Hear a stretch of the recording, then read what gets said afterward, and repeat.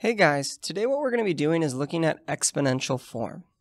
So it says evaluate the expression for x equals 2. Show all your work. This means on every equation where we see a 2, we are going to replace it, an x, we're going to replace it with a 2. This equation is negative 3 times 2 to the 5th power. Now it's important to remember our orders of operation. So what we're going to do is focus on the exponents first. This is going to be negative 3, and it's essentially 2 times 2 times 2 times 2 times 2. Because there's 1, 2, 3, 4, 5 of them. So 2 times 2 is 4, times 2 times 2 is 4, times another 2. Then we got 4 times 4, which is 16, times 2 is 32.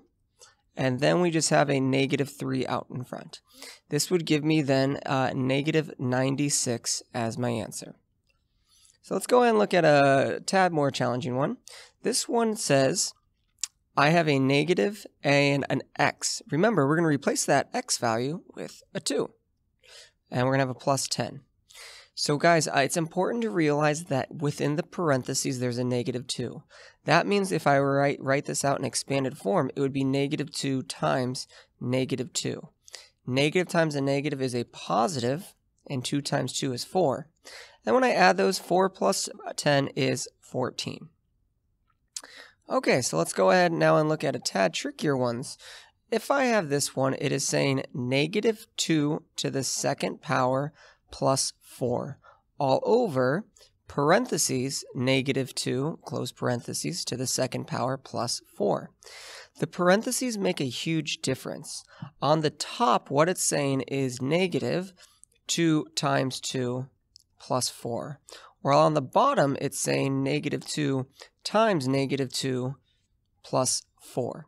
I want you guys to notice that the biggest difference is on the numerator, the negative is not included with the exponent, where on the denominator it is. So that means on the top it would be simplified to negative 4 plus 4 all over positive 4 plus 4. This would simplify to 0 over 8, which is just 0. Alright, so let's go ahead and look at another one. We're going to have 4 divided by 1 all over 2 squared. I'm going to simplify exponents first. That's going to be 4 divided by 1/4. Now I want you to remember that's a division sign, so I could actually rewrite this as 4 divided by 1/4. That would be 4 times 4 over 1, which simplifies to 16. All right, let's go and look at this one now. This is going to be 4 over 2 to the 6th power minus 2 to the 6th power all over 4. Now people get confused with these because they think they can cross cancel. That is only with multiplication.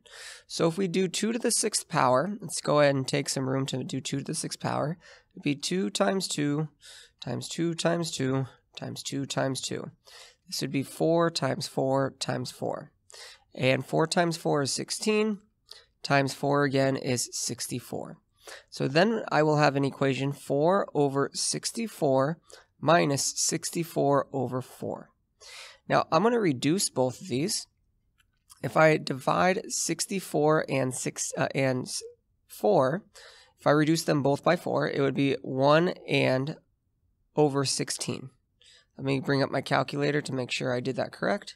64 divided by 4 equals 16. Beautiful. All right, minus 16 over 1. Now when I subtract, I need to have a common denominator. So there's a few ways to do this. You can mentally do this and realize if I have 1/16 and I minus 16 from it, you can maybe figure out your answer already. If not, you need a common denominator by multiplying the numerator and the denominator by 16. That'll give me 1 over 16 minus, and let me bring up the calculator and do 16 times 16 equals 256 over 16. When I subtract these, I'm going to get negative 255 over 16. You could leave it just like this. You don't need to turn it into an improper fraction. All right, guys, if you have any questions with this, please feel free to email me or your teacher.